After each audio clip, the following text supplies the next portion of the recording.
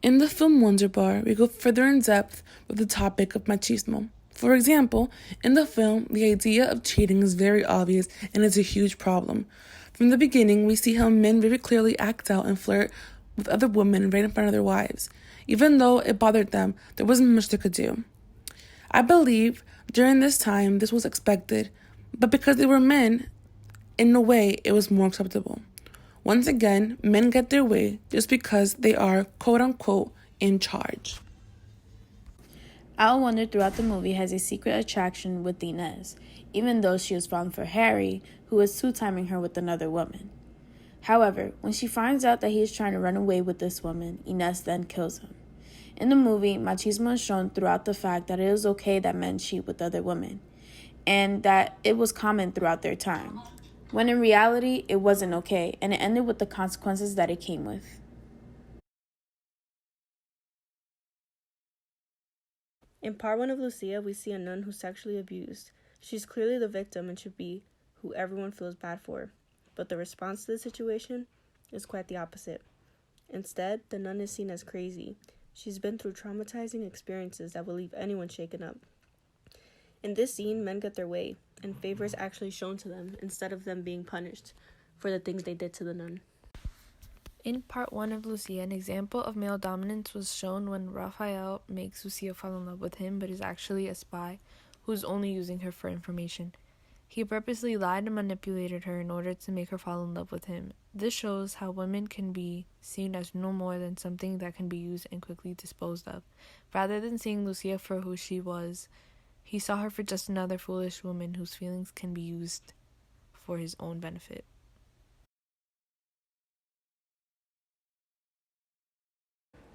In part 3 of the movie Lucia, Lucia finds love with a man named Tomas. Tomas and Lucia are madly in love and can't wait to get married. Once they get married, they move into a nice house together. Soon after, they go out and Tomas sees Lucia dancing with a friend and he completely overreacts. Tomas begins to fight the man she was dancing with and then drags Lucia home. Once they get home, Tomas barricades all the doors and windows. From that point on, Lucia was never allowed out and became his maid. Lucia was never allowed to leave the house 24 hours a day, and she stayed locked away in her home like an animal. Later on, a teacher came to teach Lucia how to read and write, and he eventually talked Lucia into running away. Living the way Lucia did was extremely unhealthy and not normal. She was mistreated, beaten physically and mentally, and controlled by her husband. As a human being, this should never be tolerated, and Lucia is an extremely strong woman for getting out of that situation.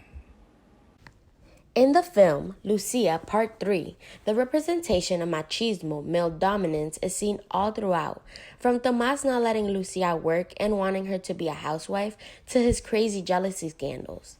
Tomas treats Lucia like a slave. He wants her to obey everything he asks her to and live by his rules.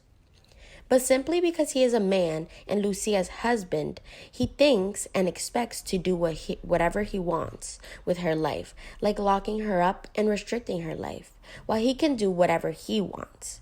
He doesn't care that Lucia has feelings and deserves to live a free life without being told what to do.